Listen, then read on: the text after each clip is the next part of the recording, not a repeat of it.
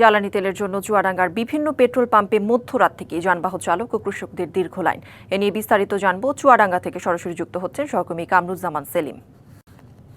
সেলিম, পাম্পগুলোতে জ্বালানি তেলের পরিস্থিতি নিয়ে বিস্তারিত জানাবেন এবং জনজীবনের প্রভাব কিভাবে পড়েছে সব মিলিয়ে জানতে চাই।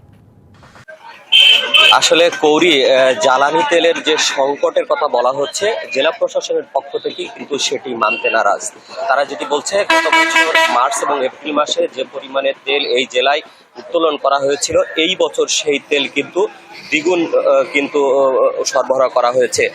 এই কারণে কিন্তু তারা এটি মানতে নারাজ। আজকে যদি আমি চুয়াডাঙ্গা জেলার যে পাম্পগুলো থেকে এবং ডিলার সরবরাহ করা হচ্ছে কৃষকদের মাঝে এবং যারা বাইকার রয়েছে তাদের মাঝে, সেই পরিস্থিতি যদি বলি, চুয়াডাঙ্গা জেলায় মোট 22টি তেল পাম্প রয়েছে। এর মধ্যে 13টি তেল পাম্পে কিন্তু আজকে তেল দেওয়া হচ্ছে এবং আজকে 8টি ডিলার পয়েন্টে কিন্তু কৃষকদের জন্য ডিজেল সরবরাহ করা হচ্ছে। এই টোটাল তেল পাম্প এবং ডিলার পয়েন্টে মোট 1,27,105 লিটার ডিজেল দেওয়া হবে এবং 33,000 লিটার পেট্রোল এবং 8,500 লিটার কিন্তু অকটেন দেওয়া হবে। এ কারণে কিন্তু জেলা প্রশাসনের পক্ষ থেকে যেটি বলা হচ্ছে, তেলের কোনো ঘাটতি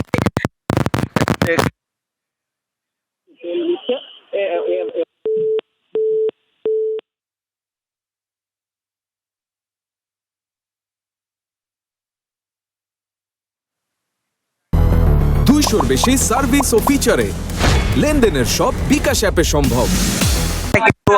অভিযান পরিচালনা করছে, করে বিভিন্ন অবৈধ তেল কিন্তু তারা উদ্ধার করেছে এবং কিন্তু